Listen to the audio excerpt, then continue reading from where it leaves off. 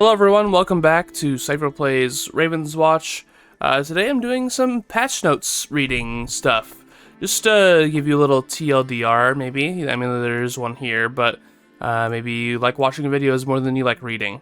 So I'll do the reading for you. My hair's wet, because I just got out of the shower, but I don't have time to wait for it to dry, so we're just gonna jump right into it. Biggest thing here, new heroes. They got all their talents and ultimate abilities. I don't know exactly how all of them play out. I'm about to do a run after this, but I wanted to read the patch notes first. So here we got some more meat and potatoes. We got balancing with general adjustments. So multiplayer difficulty scaling adjustments. The number of additional enemies added by players has been decreased to 13% from 17%. The standard enemies' health points by additional players has decreased to 30% by 40% from 40%. So that's pretty big, I think. What I'm assuming that means is if you have one player, it's 0%. If you have two players, it's 30%. Three players, it's 60, and four players, it's 90. So 90 from 120 for four-player difficulty, if I'm reading this correctly, is pretty big. Like, the 10-point decrease in general is just already really nice, in conjunction with 13%. Like, it was possible to full clear before, but now I think it's going to be a bit easier to full clear. Especially because enemies, elite enemies, will also have a 10% decrease in their health.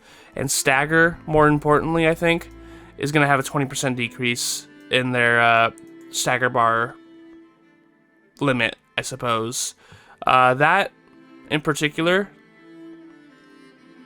I think is pretty big, because I think it was really hard for a lot of characters to stagger enemies. I think Melusine was still pretty good at it, Beowulf was still pretty good at it, but everyone else was like doing peanut damage to the stagger bar. So this I like a lot, and especially in Chapter 3 with gargoyles, this is going to be such a huge difference.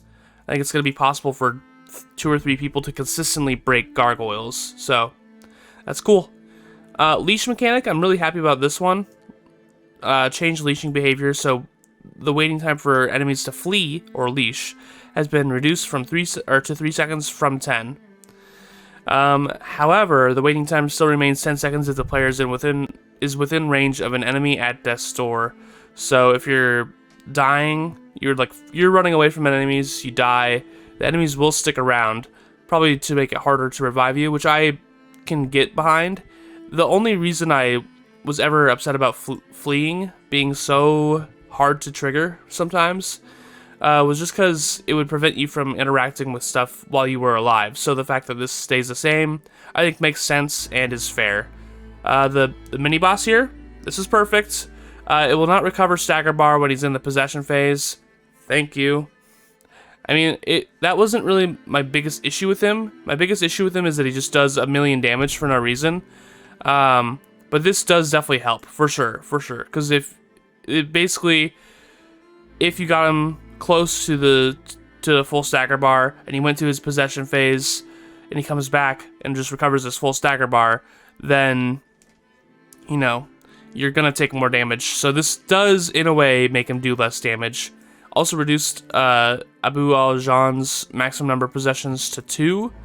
That's also cool, because he would, like, 10 seconds left in the fight, he would go to his third possession phase, and be like, oh, I guess I just lose, you know?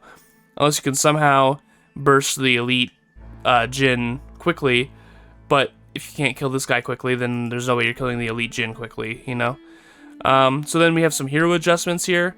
Distant blows, the special can now be aimed, the longer it's held, the further it aims. That's cool, in my opinion. I don't know if that really makes it a better ability, but in fact, it might make it worse, honestly. But we'll see. We'll see how that works. Ash Cloud dealing 87 damage per second instead of 70. Also pretty cool.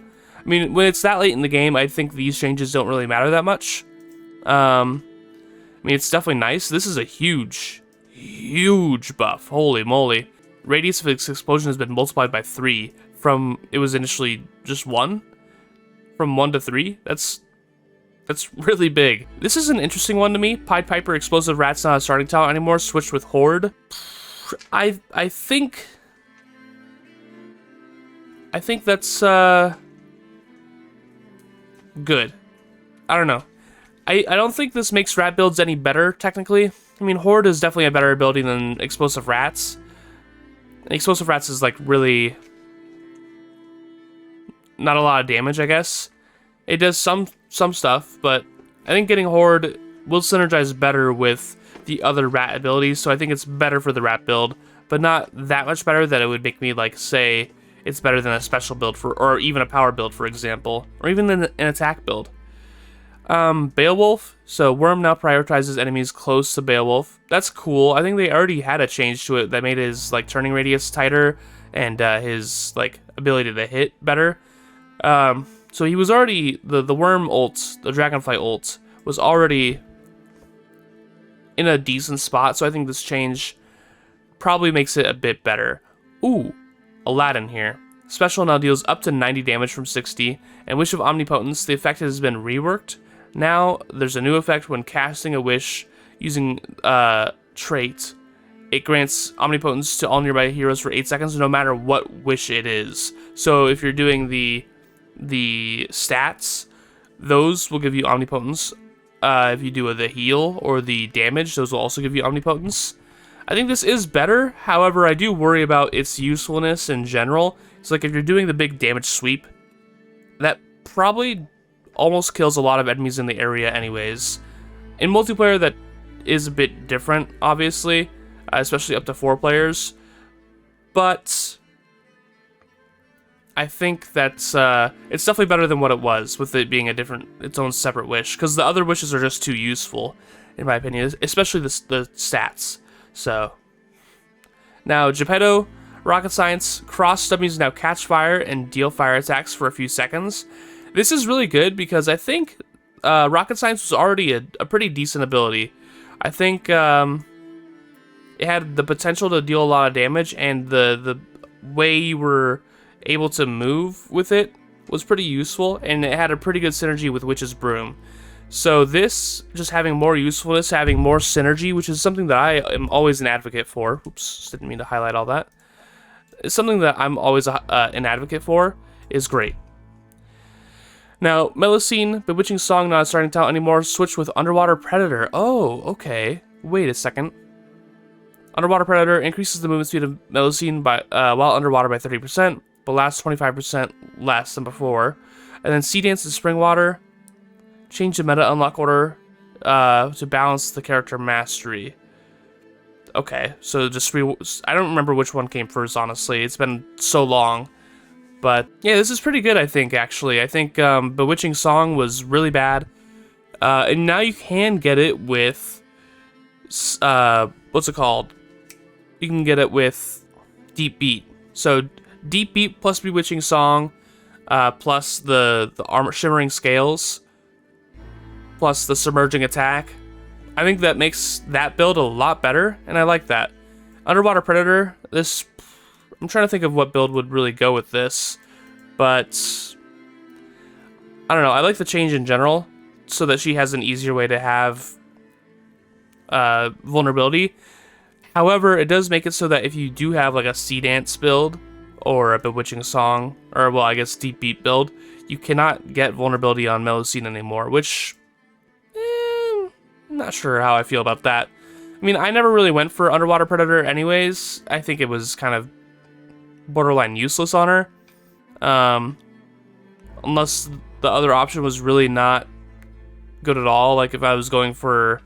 Like if I have a Final Burst build and I'm offered Submerging Attack and Underwater Predator and I have no rerolls, then I'm going to take Underwater Predator. So now, not anymore, obviously, but, you know, that was the state that it was in. It was kind of like a, well, if it's better than the other option, then I guess I'll take it, you know. Sun Wukong, Way of Awakening, now blocking after 8 times from 10. The next trait enters Awaken stance for 12 seconds. So I think the time is the same, but there's just less blocks required. So that's cool. Goldilocks Porridge effect has been reworked. Now Healing Orbs heal 10% more. Also, it's additive. It gives 8% or 8 seconds of strength, not stackable. Not sure how I feel about that either. I mean, the extra healing is cool, I guess, but not stackable on the strength does kind of suck. Ulti cooldown on Raven's Eye going from 25% to from 20. is pretty good. And Ring of Dispel dash, applying vulnerable for 4 seconds instead of 3 is also pretty good. Just a general buff on those two. Witch's Broom, any damage taken is now increased by 15% from 25. That's also pretty good. Like I mentioned earlier with the Rocket Science build, I think that's pretty nice. Bloody Mary's Mirror effect has been reworked. Gives 0.5 damage per Vitality. Vitality now only increases maximum health by 0.5 points, or 0.5% points instead of 1%. I think that's pretty nice, honestly.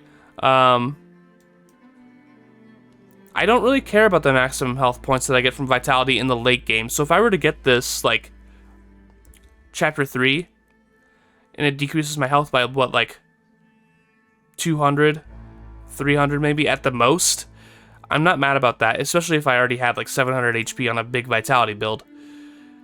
Anyways, Oni Mask, now minus 10 armor for each legendary magical object, previously Vitality. That smarts, honestly. I think that's pretty rough, especially because I think the Dragonhide and Green Armor build was pretty good, and this makes it a little worse.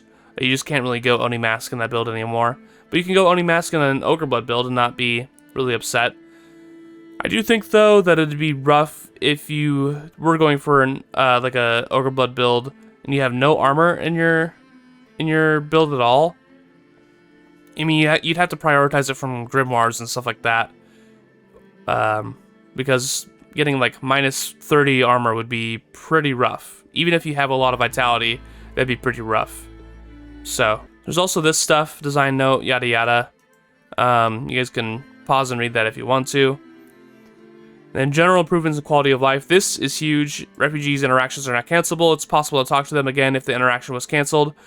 Now, Cyclops changed the grab window to make it more accurate with the visual. I like that. Priest-Cultist healing ability of the cultist cannot damage heroes anymore. Oh, thank God, dude. The attack targeted at heroes can still inflict damage, of course, that's fine. Modifier's Bloodlust modifier doesn't make the screen flash when losing HP anymore. That's nice. So for the book, add a possibility to consult Scarlet's Wolf abilities at the compendium. I don't know what that means. Oh, the compendium, duh. I was thinking in-game. This is for like the book at the beginning that lets you look at everything. So that's fine. Yeah. Then we got bugs and stuff like that. Enemies. Fix an issue where wolves can still trap intangible heroes. That's good. Magical objects. Fix an issue. Oh, where dream shards spent by Aladdin's Dream Wish ultimate were not counted towards damage increased by a golden egg. That was a bug? What? I thought it was like, hey, fuck you, Aladdin players. Okay, well, that's crazy. That makes this build so much better. I completely swore off this build because of this issue. Wow. Okay, well, that's good. I like that. These are all bug fixes, so I think that's everything for me. I'm not going to go over too much of that. Just found the ones that were useful to me with the golden egg and stuff like that. Let me know your thoughts on the patch, what you liked, what you didn't like, and how impactful you think some of these changes are. Anyways, thanks for watching, and I'll see you next time. Bye.